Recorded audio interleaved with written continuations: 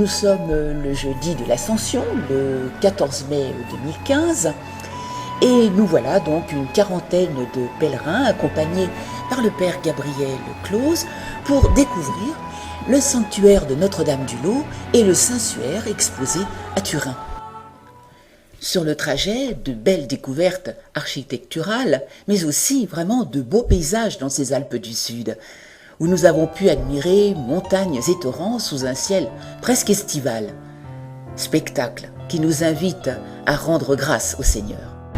Honneur au Fils de l'homme, Alléluia, il nous introduit près de Dieu, Alléluia. Venez, crions de joie pour le Seigneur, acclamons notre rocher, notre salut. Allons jusqu'à lui en rendant grâce, par nos hymnes de fête, acclamons-le. Oui, le grand Dieu, c'est le Seigneur, le grand roi au-dessus de tous les dieux, qui tient les profondeurs de la terre, et les sommets des montagnes sont à lui. Bientôt, 6 heures de voyage qui ont très vite passé. Voici Gap, niché dans la vallée. À gauche, là-bas, au loin, et Lolo est juste derrière. Notre-Dame-du-Lot, c'est juste au pied de cette tour. Nous voici donc arrivés à Notre-Dame-du-Lot, sanctuaire marial dont l'origine remonte au XVIIe siècle. Fondé par Benoît Rancurel, une jeune bergère à qui la Vierge est apparue pendant 54 ans. Et nous sommes là pour nous laisser toucher par son message et la beauté des lieux. Au restaurant qui nous accueille, nous échangeons nos premières impressions. Le voyage très beau et puis le paysage est très bel. Tout magnifique. Le voyage s'est bien passé, c'était plus rapide que je ne pensais. On a prié, il y avait un beau paysage, c'était bien. Derrière nous, le père Zanotti Sorchi et Monseigneur Di Falco, évêque de Gap et d'Embrun, qui en mai 2008 a reconnu au nom de l'Église le caractère surnaturel des apparitions à la jeune bergère, dont il soutient d'ailleurs le procès en béatification. Benoît Rancurel, nous sommes tous là pour mieux la connaître, pas seulement venus de Chalon-sur-Saône. Je suis de Saint-Bonnet-de-Joux, dans le sud du Charolais. Voilà, heureuse d'être avec vous pour ce pèlerinage. Aussi bien pour voir le Saint-Suaire à Turin, nous allons voir tout à l'heure, que notre réflexion à Notre-Dame-du-Lot. Je suis ici, à 8 km de tour. Allez-y. Je viens de Châtenois. Nous allons visiter jeudi, samedi et dimanche matin les principaux lieux de sa vie et des apparitions, tout en prenant un temps de prière et de ressourcement. Benoît est né le 16 septembre 1647 sous le règne de Louis XIV à Saint-Étienne-le-Lot. C'est un petit hameau des Alpes où vivaient seulement quelques familles. Dès le lendemain, elle est baptisée dans l'église paroissiale, pratique habituelle à cette époque. Au début, c'était d'abord qu'une chapelle, et qui était vraisemblablement dans l'autre sens. Et puis, à l'époque de Benoît, l'église allait jusqu'à la travée où vous avez la statue de Saint-Laurent, ou de Saint-Étienne, de martyr. Nous connaissons sa vie grâce au manuscrit du Lot, 1800 pages de témoignages recueillis par 4 contemporains de Benoît. Dans cette maison, ici, qui est au centre du village et qui appartenait à ses parents. Elle était beaucoup plus modeste que ça, hein. Il n'y avait pas d'étage. Hein. C'était vraiment une petite maison modeste. Voilà, vous avez le dessin qui est là. Il y avait juste une petite pièce par-dessus.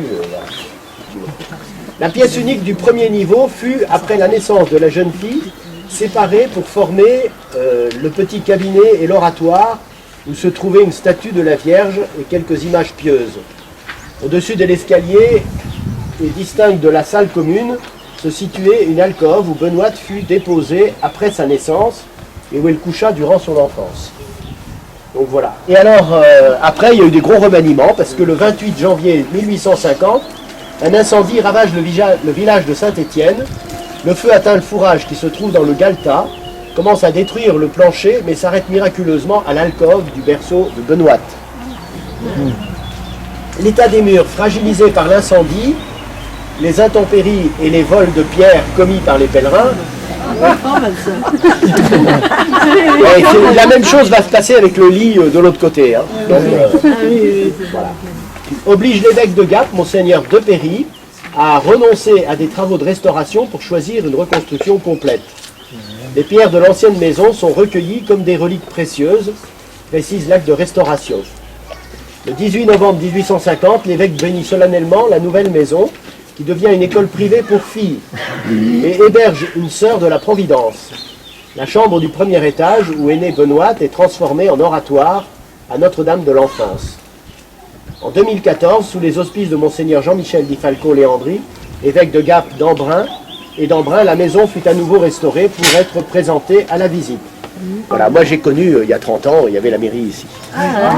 Donc en fait, la mairie a été reconstruite au-dessus, vous verrez, et transférée.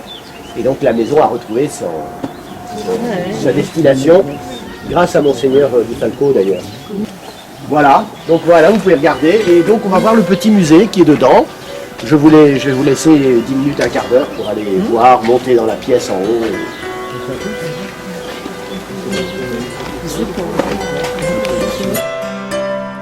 Les travaux de restauration de la maison de Benoît ont été effectués par les membres de l'association Saint-Louis de Charance et financés par des ventes d'albums du groupe des prêtres. La muséographie a été élaborée par Olivier Anne, docteur en histoire, illustrant la vie rurale et villageoise dans les Hautes-Alpes au XVIIe siècle. Mais revenons au temps de Benoît. On peut imaginer cette pauvre maison au sol en terre battue, éclairée par la seule lumière du jour. Pauvreté qui va s'aggraver à la mort du père de famille. Benoît, alors âgé de 7 ans, doit la quitter et gagner sa vie comme gardienne de troupeau. À 12 ans, elle travaille chez 2 maîtres, Jean Roland, un homme assez brutal, et Louis Astier. Elle montre très tôt une grande sagesse, une maturité bien au-dessus de son âge, une grande générosité et une grande piété. On disait qu'elle était fort réservée en toutes choses et surtout dans la conversation. Elle évita toujours les mauvaises compagnies, les enfants fripons, déréglés et turbulents. Elle demanda à sa mère de lui acheter un chapelet. Elle eut une grande dévotion pour le rosaire. Déjà, dès sa petite enfance, familiarisée avec le monde invisible des anges, prélude des apparitions de la Mère de Dieu. Dieu qui aime particulièrement les plus petits. En mai 1664, à 17 ans, elle est très touchée par l'homélie de son curé et éprouve un vif désir de rencontrer la Vierge Marie. Saint Maurice lui apparaît, lui annonçant que son vœu sera exaucé. Et le lendemain, au Vallon des Fours. Et voilà que Benoît vient ici faire brouter ses brebis, et au cours de son petit tour ici, elle voit une belle dame. Puis ça va se reproduire tous les jours. Bon, elle rentre en conversation. Alors vous savez, je ne sais pas combien de fois elle lui est apparue ici, mais quotidien, mai, juin, enfin fin mai, juin, juillet, jusque fin août, jusqu'au 27 août. Fin août, la Vierge lui dit, vous ne me reverrez plus de quelque temps. Et ça va durer un mois. Comme elle n'a plus la belle dame ici, elle arrête de venir ici. D'autant plus que fin août, c'est plutôt sec. Hein. C'est du paillasson. Donc elle descend vers la rivière en bas, où c'était beaucoup plus verdoyant. Il y avait de l'humidité, donc elle pouvait faire brouter ses brebis en bas. Et alors, au début, quand Benoît était encore vivante, on a fait un petit oratoire en mémoire des événements qui se sont passés ici. Le petit oratoire, il est là-haut. Vous le verrez en vous rapprochant, vous le verrez. Hein. En venant vers la chapelle, vous verrez, il est perché à 15 mètres au-dessus, là. Hein, il a été restauré récemment, d'ailleurs. Ah oui. Voilà. Et la chapelle n'a été construite qu'au 19e. La Vierge, elle est venue ici, elle a passé du temps ici. Mais c'était il y a 350 ans, donc c'était pas ces arbres-là. Voilà. Et il n'y a plus que le relief qui reste. Hein. Et la Vierge lui dit surtout ceci. Je ne vais pas continuer à t'apparaître ici parce que j'ai choisi un autre lieu plus agréable qu'ici. Hein, ici c'est compliqué de construire un sanctuaire dans un petit trou comme ça de vallon, c'est austère. Donc la Vierge avait choisi le lot qui est beaucoup plus adapté, comme vous avez pu le constater. Il y a de l'espace, enfin c'est bien. Puis, après un mois de silence, Marie se manifeste à nouveau. Cette fois-ci de l'autre côté de la vallée, au lieu dit le Pindreau. Elle lui dit « Allez, Zolos, vous y retrouverez une chapelle d'où s'exhaleront de bonnes odeurs, et là, très souvent, vous me parlerez. Le lendemain, Benoîte va au Los, et dans la chapelle de Bon Rencontre, qu'elle reconnaît grâce au bon parfum, Marie l'attend pour lui confier la mission de faire construire une église et une maison en l'honneur de son très cher fils et au sien, où beaucoup de pécheurs et de pécheresses se convertiront. Dès lors, les apparitions vont se succéder pour Benoîte durant 53 ans, de même que des centaines de guérisons pour les pèlerins qui affluent au Los. L'église, construite entre 1666 et 1669, recouvre la petite chapelle de Bon Rencontre qui à cette époque est assez délabrée. Elle sera rénovée au XVIIIe siècle dans un style baroque que nous voyons aujourd'hui et élevée au rang de basilique mineure en 1892 par le pape Léon XIII. Alors Benoît, vu sa situation familiale, n'est pratiquement pas allé à l'école. Il ne savait donc pas lire ni écrire.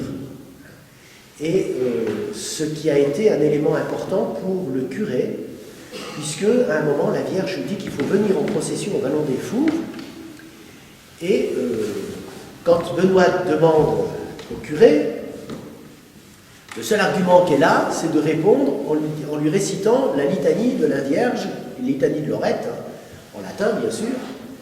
Et quand le curé a vu ça, il s'est dit, elle ne sait pas lire, elle ne sait pas écrire, c'est forcément quelqu'un du ciel qui lui a appris tout ça. Sinon elle n'aurait pas été capable de... C'est long, hein, la litanie de Lorette. Elle n'aurait pas été capable de réciter tout ça sans erreur. Voilà, donc ça a convaincu le curé. Et donc il a fait ce que la Vierge demandait, il y a eu une procession, on fait un pèlerinage jusque là-haut. Et puis, vous voyez, c'est un élément aussi qui a joué dans le choix que le curé a fait d'aller demander au juge de paix d'Alençon, le petit village voisin, de venir l'aider à faire une enquête qui soit sérieuse pour bien mettre les choses au clair. Puis après, c'est avec les ecclésiastiques qui vont s'occuper de ça. Donc, l'évêque était à Embrun à l'époque, ça dépendait de l'évêché d'Embrun. Et donc, les vicaires généraux, tout ça, puis c'était des seigneurs, donc ces gens-là.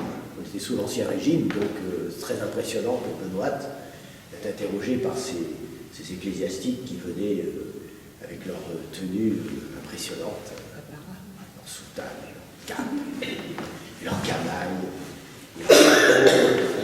Vous savez que dans la région, les prêtres, on les appelle les capellans. Les capellans. Parce qu'à cause du chapeau, grand chapeau des ecclésiastiques. Les capellans. Dès 1665, les pèlerins affluent au Los. Benoît les accueille et les grâces sont nombreuses. Confession, conversion, guérison. Près de l'autel, dans la chapelle, une lampe brûle, alimentée par de l'huile, signe visible de la présence réelle du Christ dans le tabernacle. La bonne mère dit à Benoît, au commencement de la dévotion, que l'huile de la chapelle, si on en prend et que l'on s'en applique, si on recourt à son intercession et que l'on ait la foi, qu'on guérira. Venir ici pour Benoît, c'est aussi venir pour se rapprocher par son intermédiaire de Marie, venir la prier pour qu'elle intercède à son tour auprès de son divin Fils, recevoir de l'Esprit Saint les grâces de sa miséricorde. En 1672, Benoît quitte le village de Saint-Étienne d'Avençon pour s'installer définitivement au Los, dans cette maison dont la chambre seule est conservée dans l'état d'origine. Là, Marie lui apparaît plusieurs fois, mais aussi des anges et des démons.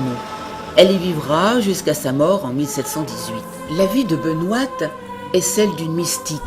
Elle bénéficie de 400 apparitions mariales, de plusieurs saints, d'anges, de la vision du paradis. En 1673, celle du Christ, crucifié sur la croix d'Avençon, conservée dans la chapelle du précieux sang. Elle se sent alors inondée de son sang et de 1673 à 1684, toutes les semaines, du jeudi au samedi, elle souffrira une crucifixion mystique. Au 19e, il y avait deux frères, des botanistes parisiens, qui sont venus en pèlerinage au Mont et qui ont reçu des grâces ici au Mont, et qui ont voulu faire un cadeau au sanctuaire Et en fait, ils ont fait le rapprochement avec la croix, ils ont dit, nous on va faire un ex-voto, on va construire une chapelle qui sera notre ex-voto, notre remerciement. Et vous voyez que c'est une chapelle de botanistes, parce qu'ils ont dessiné les vitraux de la chapelle, avec des plantes qui sont des plantes de la région, des plantes de montagne, qui sont dessinées ici tout autour. C'est admirablement bien reproduit. À partir de 1689 et jusqu'à sa mort, elle subira des sévices nocturnes du démon. Ainsi, dans la nuit du 16 septembre 1701, Satan la transporta jusqu'à la montagne de l'Aigle, mais un ange lui permit de redescendre au Los en éclairant le vallon. À la fin de sa vie, sur le côté de la basilique, un petit oratoire lui a été aménagé pour lui permettre d'assister aux offices sans être vue de la foule. Épuisée par toutes ses luttes et sa vie consacrée aux pèlerins, elle décède à 71 ans le 28 décembre 1718. On peut se recueillir sur sa pierre tombale dans la chapelle de Bon-Rencontre. Elle est déclarée vénérable en 2009. Dans tous ces lieux de la vie de Benoîte, Marie appelle les pèlerins à la conversion, à se réconcilier avec Dieu, notre Dieu d'amour. Le message de Benoîte est tout simple. Nous convertir, c'est aussi nous confesser pour être libérés, sauvés. Marie dit « J'ai demandé le los à mon divin Fils pour la conversion des pécheurs et il me l'a accordé. » Oui, son divin Fils, dans sa grande miséricorde, a accordé au los des bonnes odeurs comme signe d'appel ou de consolation, des guérisons et de multiples grâces. Et chacun, au fond de son cœur, prie Jésus pour être exaucé, parce que nous savons qu'il veut pour chacun de nous le bonheur et la vie éternelle.